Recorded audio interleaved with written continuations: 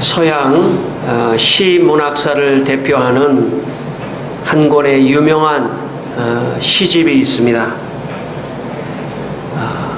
중세 르네상스의 문을 연 프란체스코 페트라르카라고 하는 문인이 쓴 깐초니 에레라고 하는 유명한 시집이 있습니다. 아마 인류 역사에 딱 한 권의 시집을 읽는다면 이 페트라르카의 깐초니 에레라고 하는 시집을 읽어야 합니다.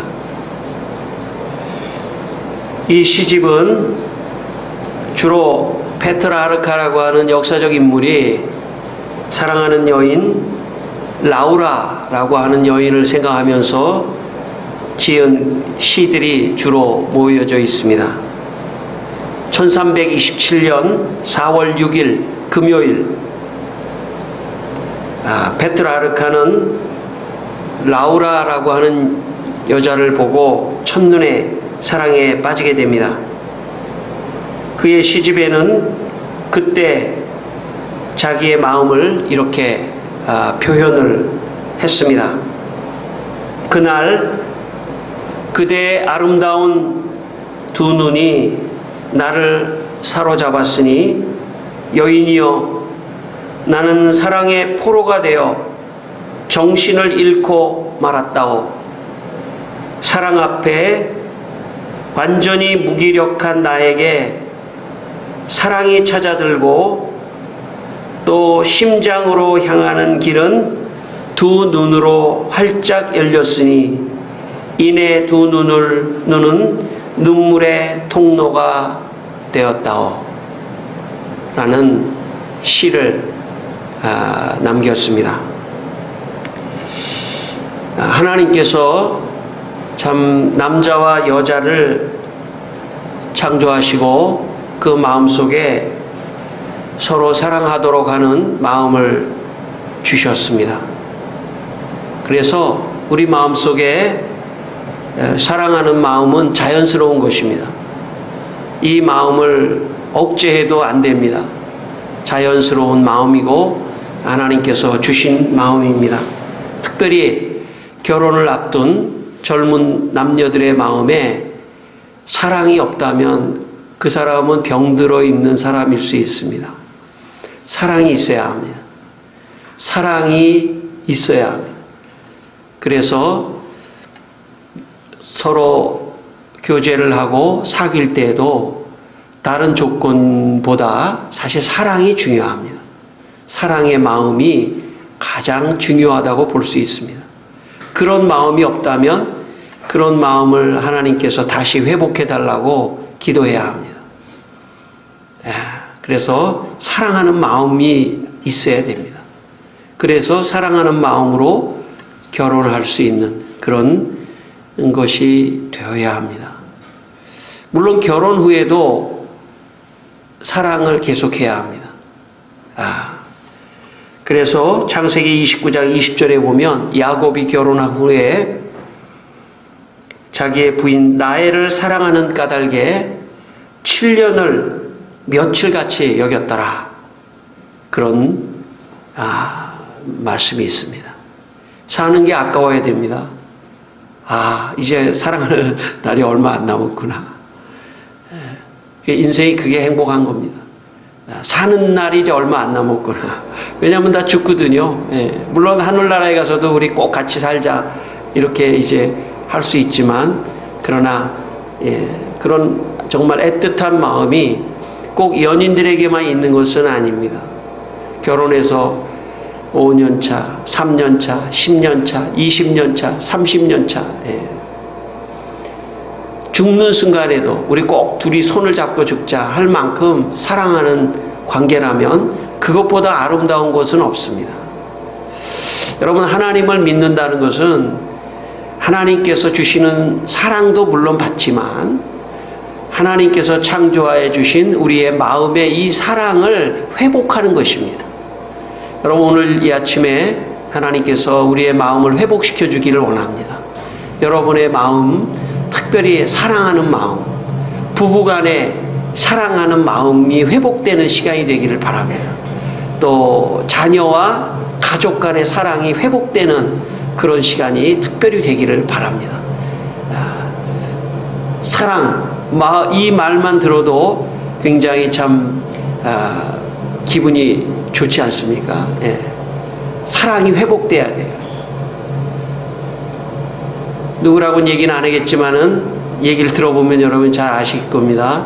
우리 집에서 살고 있는 어떤 큰 아이가 있는데, 큰 아이라고 그러니까 벌써 들켰군요. 예. 그 아이가 어떤 여자 친구에게 이 깐초니 LL을 제 책을 빌려다가 말이죠. 베껴가지고 뭐 생일날 뭐 선물도 글도 써주고 그러더라고요. 예. 제가 볼 때 그게 정상입니다. 젊은 사람이 사랑의 감정이 없다는 것 자체가 제가 볼 때 병든 거예요. 세상은 물론 어렵습니다. 자기 앞길도 가야 합니다. 그러나 사랑을 내려놓고 다른 것을 잡을 만큼 중요한 건 없습니다. 사랑하는 마음이 있어야 돼요. 그런 사랑하는 마음이 없이 결혼하면요, 또 다른 게 이슈가 돼요. 다른 게 또 굉장히 중요한 문제로 대두됩니다. 사랑이 자꾸 밀리는 것입니다. 사실 그런 것이 아닙니다. 인생은 사랑이 가장 중요한 것입니다. 물론 사랑만 가지고 결혼할 수는 없겠죠. 여러 가지 다른 것도 필요하지만 사랑을 회복해야 합니다. 사랑이라는 것도 있다가도 또 없을 수가 있기 때문에 사랑이 없을 때는 사랑을 또 많이 채우고 사랑을 많이 채워서 또 이 사랑의 감정을 많이 좀 회복해야 합니다. 저는 오늘 이 아침에 여러분이 이 사랑의 감정을 회복하는 은혜의 시간이 되기를 바랍니다. 예, 하나님께서 여러분에게 은혜를 주시면 사랑의 마음이 생깁니다. 부부간에도 그냥 잘 사랑하는 사랑 이런 거 관심 없다가도 부부간에도 가장 중요한 것은 사랑입니다. 사랑이 회복되기를 원합니다. 또 자녀들하고도 가장 중요한 게 있다면 사랑의 관계입니다. 이 사랑의 관계가 회복될 때 다른 것들은 어렵지가 않습니다. 사랑의 힘으로 다른 것들을 이겨나갈 수 있기 때문에 오늘 이 시간 하나님께서 우리의 모든 성도들, 우리 모두의 마음에 사랑을 회복해 주시기를 기도합시다. 오늘 본문에 마리아와 요셉이라고 하는 두 젊은 아직 결혼하지 않았기 때문에 부부는 아니지만 이제 조금 지나면 결혼하죠. 부부 두 사람의 사랑 이야기입니다. 그래서 오늘 제가 제목을 요셉과 마리아의 사랑이라고 제가 정했습니다. 아마 인류 역사에 참 놀라운 사랑의 모델이 아닐까 생각합니다. 물론 페트라르카가 라우라를 사랑하는 것도 있고 야곱이 라헬을 사랑하는 것도 있고 다 있지만 그러나 요셉이 마리아를 사랑하고 마리아가 요셉을 사랑하는 이 놀라운 사랑의 스토리에서 예수님이 탄생한다는 놀라운 이야기입니다. 이 두 사람의 사랑 이야기 우리가 오늘 아침에 나누면서 우리도 사랑해야 하자 하는 그런 메시지를 여러분 듣게 되시기를 바랍니다. 어느 날 마리아가 자기와 정혼한 약혼한 요셉에게 이런 말을 합니다. 요셉, 내가 성령으로 잉태를 했습니다.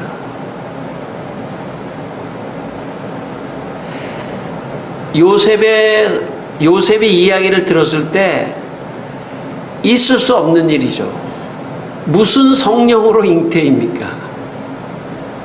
그렇지 않습니까? 인간적으로 상식적으로 의학적으로 그 당시에도 의학이 있었고 또 상식이 있지 않습니까? 요셉, 내가 성령으로 잉태됐어요. 요셉이 이렇게 생각한 거죠. 속으로 이렇게 생각했을 거예요.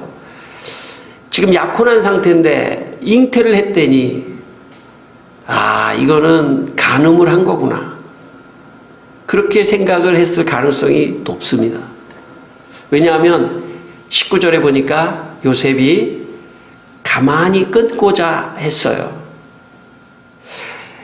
여러분, 요셉은 의로운 사람이라고 19절에 말했는데, 여기 의롭다고 하는 것은 기준이 뭐냐면 율법입니다. 율법. 그러니까 법을 잘 지키는, 이스라엘의 법은 율법이에요. 하나님이 주신 법인데 이 율법을 잘 지키는 사람을 의로운 사람이라고 그렇게 칭했습니다. 그러니까 요셉은 율법을 잘 지키는 사람입니다. 율법을 잘 지키는 사람으로서 여자가 간음을 하면 바로 고발을 해서 사람들을 다 모아놓고 공개 처형을 하는 것입니다. 어떻게? 돌을 다 들고 공개 처형하는 것입니다. 요셉이 의로운 사람이기 때문에, 율법을 잘 지키는 사람이기 때문에 이런 상황이 발생했을 때는 요셉이 그래? 알았어. 사람이라는 게 말이죠, 참 믿고 있다가도 상대방이 딱 실수를 하는 순간에 싸늘하게 돌아설 수 있는 게 또 인간이에요. 인간이 참, 그래서 인간이 타락한 것입니다. 싸늘하게 돌아설 수도 있었겠죠, 요셉이. 그래? 성령으로 잉태해서 아이고 잘도 말한다 하면서 싸늘하게 돌아서서 바로 뒤돌아서서 대제사장이나 율법한테 가서 이 사람 간음했습니다라고 고소해서 바로 그 자리에서 돌로 쳐서 죽여야지 요셉의 마음에 분이 풀릴 수도 있었던 상황일 수도 있습니다.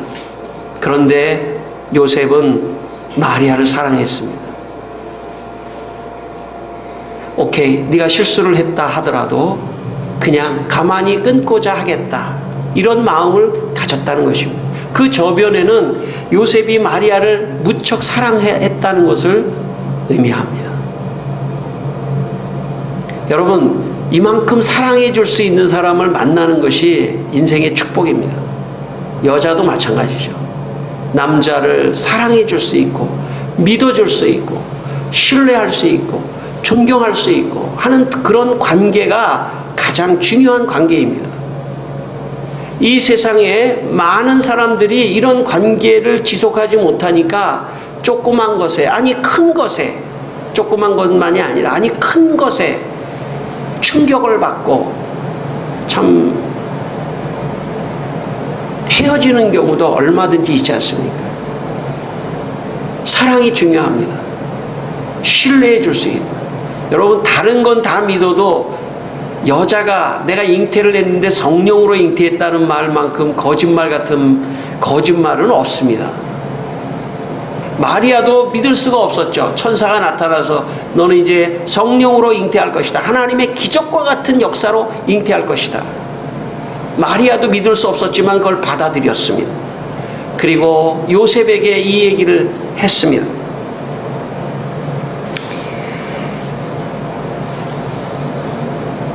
여러분, 이 두 사람이, 이 요셉이 특별히 마리아의 이 말을 받아주고 사랑했기 때문에 예수님은 첫 번째 죽을 위기에서 모면했습니다. 예수님이 태어나서 헤롯에게만 목숨의 위험을 받아서 애굽으로 도망간 것이 아닙니다. 이 순간도 지금 참 큰일 날 순간입니다. 요셉이 아마 마리아를 돌로 치라고 했다면 예수님은 이 역사 속에 태어나지 못할 수도 있었는데, 그 요셉의 사랑, 그 요셉의 마리아를 향한 사랑 때문에 예수님이 이 땅에 오셨습니다. 그러므로 여러분, 사랑이 참 중요합니다. 부부간의 사랑이 참 중요합니다. 부부간의 사랑을 잘해야 자녀도 태어날 뿐만 아니라 자녀가 태어나서도 행복하게 사는 것입니다. 부부가 싸우면 자녀는 망치는 것입니다. 억지로 참아서는 안 됩니다. 부부가 사랑을 공급받아야 됩니다. 그 사랑 하나님이 주시는 겁니다. 여러분, 그 하나님의 사랑을 이 시간 마음속에, 주여 내게 사랑을 주십시오. 내 남편을 사랑할 수 있는 마음을 주십시오. 아내를 사랑할 수 있는 마음을 주십시오. 그런 마음을 이 시간 마음속으로 구하시기를 바랍니다. 제가 제 아내와 결혼을 하기 전에 제 아내에 대한 마음, 제가 사랑하는 마음이 있었습니다. 그러나 좋아하고 사랑하는 마음이 있었는데 선뜻 표시를 할 수가 없겠더라고요. 왜냐하면 하나님의 뜻을 묻고 싶었습니다. 예. 여러분, 우리가 살 때 말이죠, 하나님의 뜻만 찾으면 안 됩니다.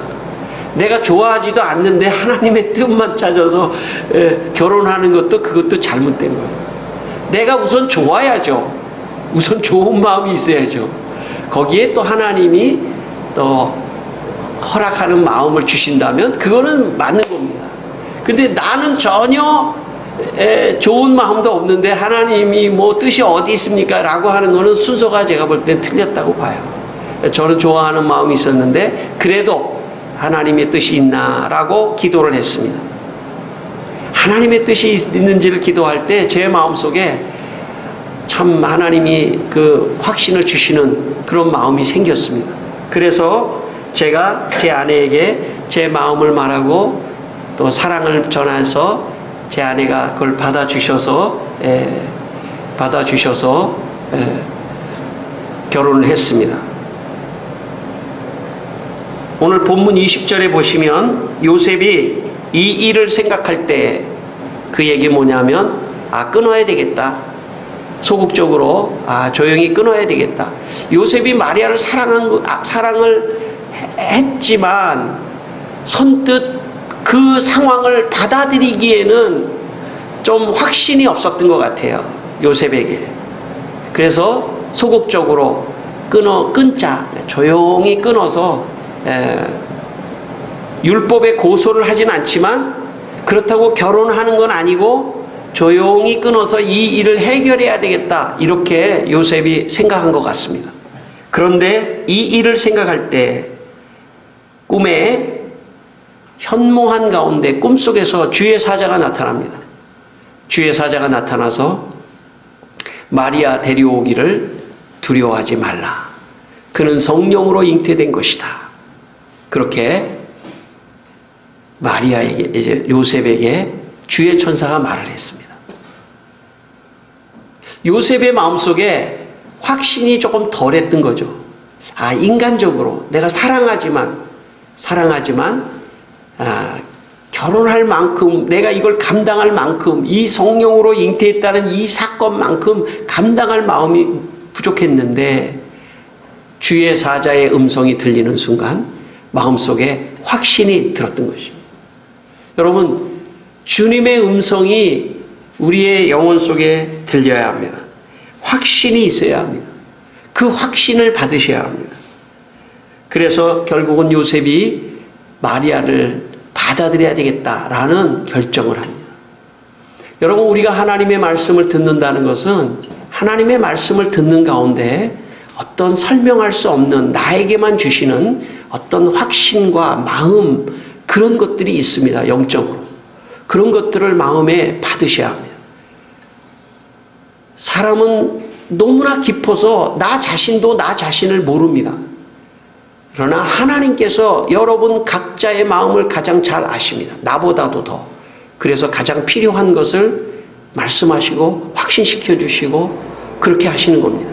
그래서 영적으로 이런 것들에 확신이 왔을 때 우리는 더 참 책임 있는 사람으로서 살아갈 수 있는 것입니다. 여러분, 부부가 행복하게 사는 길이 있다면 그것은 뭐냐면 하나님이 지금 나에게 짝지어준 이 사람은 하나님이 짝지어준 사람이라고 확신하는 겁니다. 내가 예수를 믿지 않았을 때 결혼하더라도 지금 나하고 결혼하고 살아가는 이 사람은 하나님이 짝지어주신 사람이다 라고 여러분 믿으시기를 바랍니다. 오늘 이 아침에 말씀을 들으면서 지금 내가 결혼해서 살고 있는 이 사람이 어떻게 말해야 될까요? 마지막이다? 처음이자 마지막이다. 이 사람이 하나님이 짝져준 사람이다. 그렇게 여러분 마음에 믿으시기 바랍니다. 사탄은 이렇게 말합니다. 사탄은 어떻게 말하냐면 이 사람은 잘못 만난 사람이니까 기회가 되면 헤어져라. 그렇게 속삭입니다. 여러분,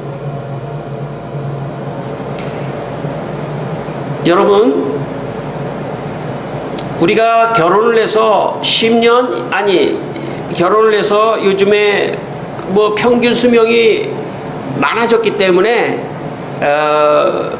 결혼을 해서 40년, 50년, 60년, 뭐 이렇게 사는데 아주 이상한 사람은 이렇게 말해요. 어떻게 한 사람하고 그렇게 오랫동안 살 수 있겠느냐? 몇 번은 바꿔야 된다. 이렇게 말하는 사람도 있어요. 심지어 세상에서는. 여러분, 사탄은요, 언제든지 기회를 봐서 결혼을 그만두려고 하는 마음을 심어줍니다. 그래서 애만 조금 크면 보자. 그런 사람이 한두 사람이 아니에요. 내가 지금 애 키울 때까지는 내가 참겠다, 내가. 근데 애만 조금 커봐. 애가 대학교만 가봐. 그땐 끝이야. 애가 중학교만 들어가면 끝이야.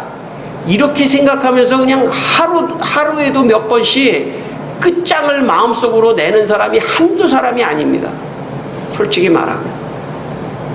그냥 할 수 없이 살지, 애 때문에 살지, 내가 그냥 언제든지 끝을 내겠다. 60년인커녕 지금, 여러분, 그 음성은 제가 오늘 이 말씀을 통해서 말씀을 준비하면서 그런 음성은 사탄의 음성입니다. 사탄의 음성입니다. 그 음성이 여러분의 가정에서 떠나가게 되기를 바랍니다. 내게 짝지어진 이 사람은 영원히 함께하겠다. 이 세상에서 끝나도 천국 가서 꼭 손붙잡고 같이 있겠다. 그런 사랑의 마음을 가지고 살아야 합니다. 이게 주님이 주시는 마음입니다. 아, 내가 결혼한 게 이게 실수인 것 같아. 실수였던 것 같아. 이거 누구의 음성입니까? 여러분 믿으세요. 제 말을 믿으세요. 이거 사탄의 음성이에요. 절대로 실수하지 않습니다. 내가 결혼한 이 사람이 나의 짝이에요. 상황이 어떻게 됐든 간에 결혼한 이 사람이 나의 짝입니다. 그리고 하나님이 짝져준 사람이에요. 그리고 내 마음 안에 이제 사랑으로 더 사랑이 많아져서 이 사람을 더 사랑하고 죽기까지 사랑하고 정말 몸을 바쳐 사랑하는 그런 사랑이 넘치는 가정이 돼야 그 사랑이 자녀에게 가는 겁니다. 여러분, 자녀가 눈치가 얼마나 빠른지 아십니까? 자녀는요, 눈칫밥을 먹고 지금 살고 있기 때문에 자녀는 지금 눈칫밥을 먹고 살고 있는 거예요. 자녀의 마음에 어떤 마음이 있냐면, 아유, 내가 빨리 독립할 수 있도록 뭔가 빨리 직장을 잡고 빨리 결혼하고 내가 빨리 여기서 벗어나야지. 그거는 불행한 가정입니다. 아이들은 눈칫밥을 먹고 있어가지고요, 밥 먹으면서도 지금 부모님이 뭔가 갈등이 온 것 같으면 벌써 밥을 빨리 먹고 벌써 나가고, 인간이 다 알아요. 모르질 않습니다. 여러분, 인간이 완벽할 수가 없기 때문에 뭐 좀 갈등이 있을 수 있지만, 그러나 기본적으로 사랑하는 마음을 많이 채우면 그게 빨리빨리 회복이 되는 것입니다. 그리고 자녀도 자녀도 부모를 떠나 독립을 할 때 섭섭해서 부모를 안아줄 수 있는 그런 마음이 되어야 합니다. 자, 그러면 우리의 부모의 세대는 우리의 부모 밑에서 내가 그렇게 못 자랐다 하더라도 나부터는 회복해야 돼요. 나는 모든 걸 회복할 것이다. 나는 이제 좋은 가정을 꾸릴 것이다. 좋은 어떤 가정 속에서 자녀들을 잘 키울 것이다. 여러분, 저는 예수님의 어린 시절은 성경에 나와 있지 않지만 저는 행복했을 거라고 생각합니다. 왜냐하면 지금 요셉이 마리아를 이만큼 사랑할 정도의 사람이었다면 그 가정은 정말 사랑의 가정이었을 거예요. 그러니까 예수님도 어린 시절에 그런 사랑을 먹고 자라는 사람이 되었기 때문에 훗날에 큰 일을 할 수 있었다고 생각합니다. 사랑받지 못한 사람은 큰 일을 할 수가 없습니다. 다른 사람을 위해서 일할 수가 없습니다. 사랑을 먹고 있어야 됩니다. 그런 차원에서 요셉과 마리아의 가정은 참 좋은 가정입니다. 오늘 여러분의 마음을 다 자녀들이 알아요. 내가 끝내고 말리라. 5년 있다 끝낼 거야. 내가 지금 요거 끝나고 끝낼 거야. 그거 자녀들이 다 알아요. 회개하셔야 됩니다. 그것을 회개하셔야 됩니다. 그 마음을 회개하셔야 돼요. 오늘 우리 모두가 다 회개하십시다. 그런 마음을 회개하십시다. 그리고 더 사랑하리라. 더 아껴주리라. 더 헌신하리라. 더 생명을 바쳐 내가 사랑하리라. 그런 사랑이 자녀를 탄생케 할 뿐만 아니라 자녀에게도 큰 좋은 자양분이 되는 것입니다. 사랑의 가정 이루십시다. 오늘 21절 22절에 보시면 주의 사자가 예수님이 태어나면 두 가지 일을 할 것이라고 얘기합니다. 첫 번째는 뭐냐 하면 자기 백성을 그들의 죄에서 구원할 것이다. 또 그의 이름을 임마누엘이라 하리라. 그 이름은 우리와 하나님이 함께 하신다. 그런 뜻의 그 사명을 감당할 거라는 것입니다. 1960년대 라틴 아메리카, 그러니까 미국이 있는 또 카나다가 있는 건 북아메리카고 남쪽에 있는 남쪽에 많은 나라가 있죠. 뭐 우리 브라질도 있고 아르헨티나에도 있고 뭐 많은 나라, 칠레, 페루, 뭐 이런 많은 우루과이 이런 많은 나라를 라틴 아메리카라고 하는데 1950년대 60년대에 라틴 아메리카는 너무나 참 빈곤한 그런 저개발국의 나라였습니다. 그러다 보니까 가난한 자들이 압박을 받고 핍박을 받고 어려움을 당하고 하는 그런 일이 너무나 많았습니다. 인권이 유린되고 독재자가 나와서 많은 사람들을 어렵게 하는 그런 라틴 아메리카의 상황에 기독교인들이 해방신학이라고 하는 새로운 신학을 주장했습니다. 가장 대표적인 해방신학자 꾸띠 에르츠라고 하는 사람이 해방신학의 책을 써서 아주 모든 사람이 그 책의 힘을 가지고 라틴 아메리카의 인권운동을 하는 그런 일이 벌어졌습니다. 그 꾸띠 에르츠가 쓴 해방신학이라고 하는 책에 이런 규절이 나옵니다. 지금까지는 믿지 않는 사람들만을 구원하는 대상으로 삼았다면 우리는 드디어 구원은 역사 내 실제라는 것을 발견하였다. 그 얘기 뭐냐면 세상에서 고통당하는 사람, 그런 사람들의 인권과 가난한 사람들과 이런 압박당하는 사람들을 도와주고 그들을 사랑하고 그들을 구원해야 하는 것이 예수님이 말씀하시는 구원의 개념이었다, 이렇게 말한 것입니다. 오늘 본문의 말씀에 예수님은 저희 죄에서 우리를 구원한다는 것은 영적인 구원입니다.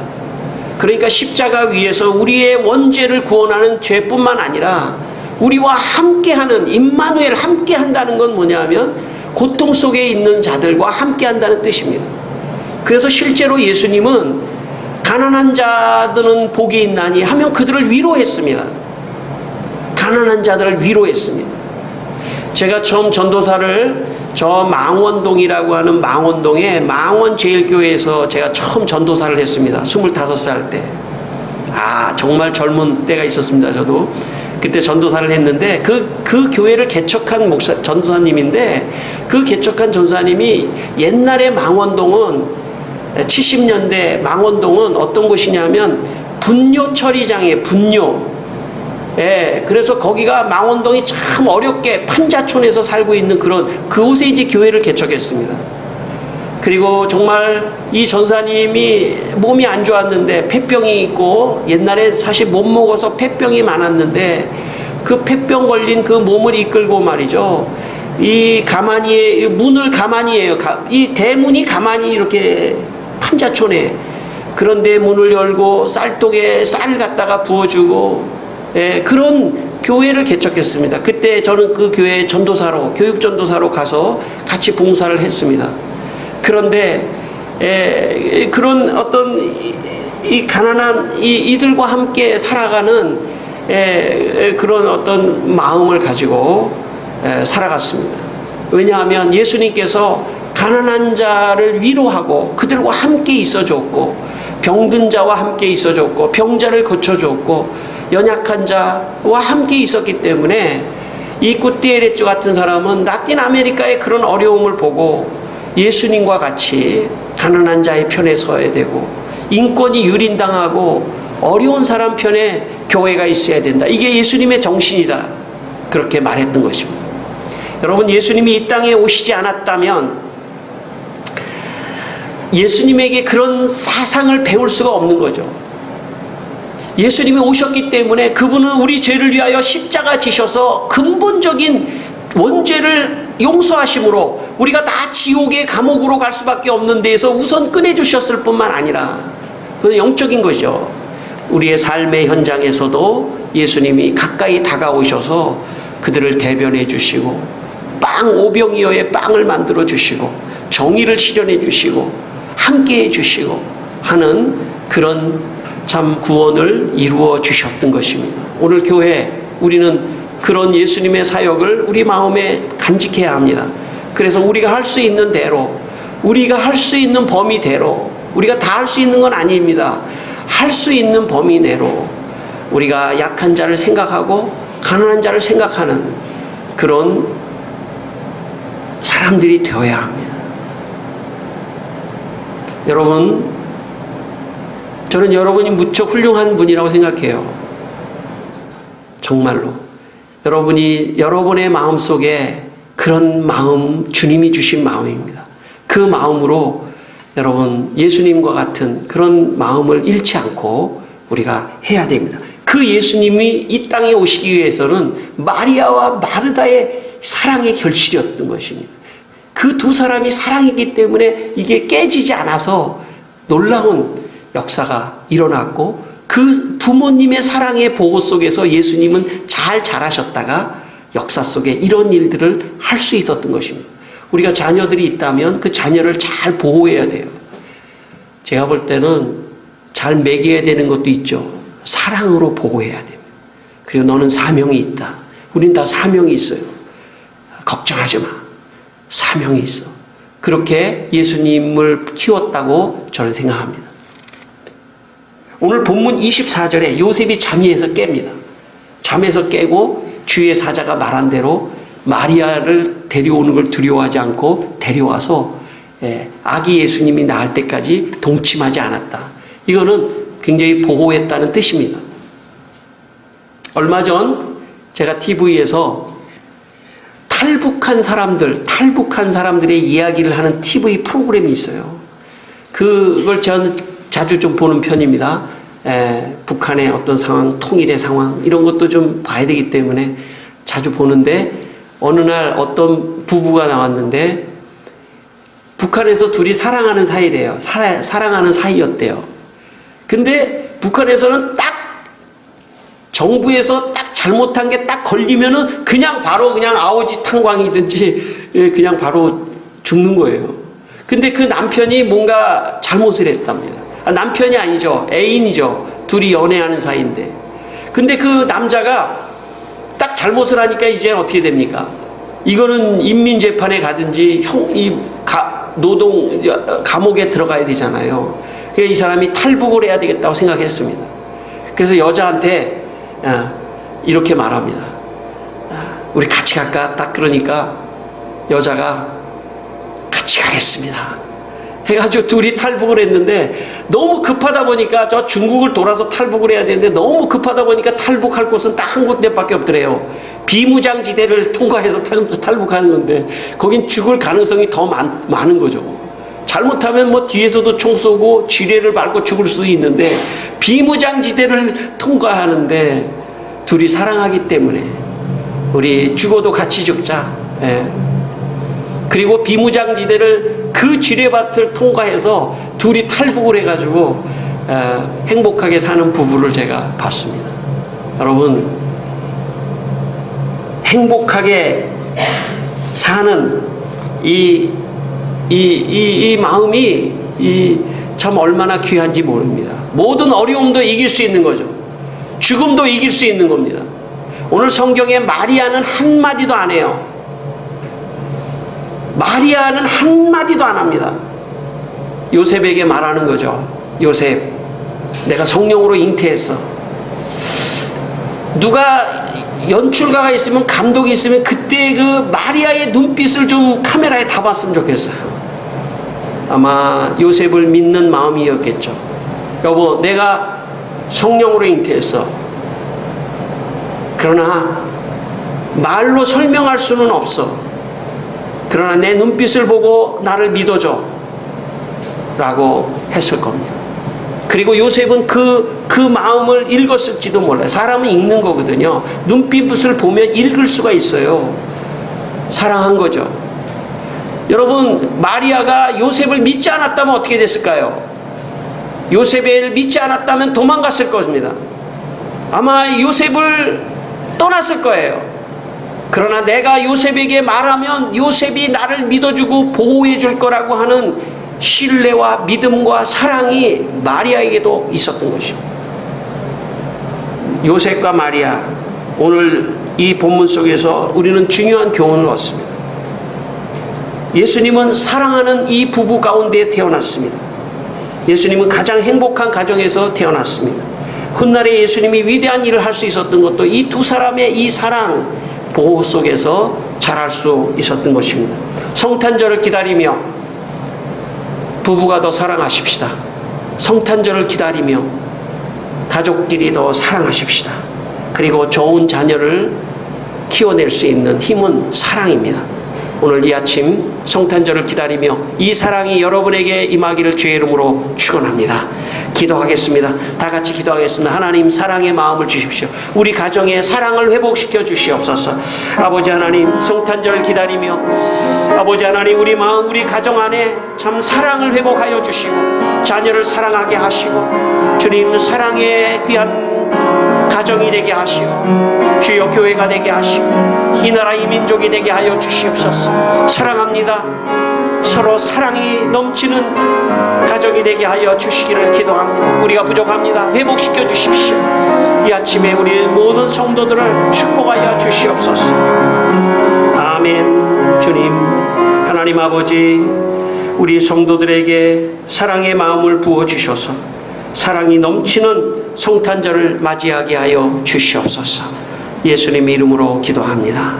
아멘.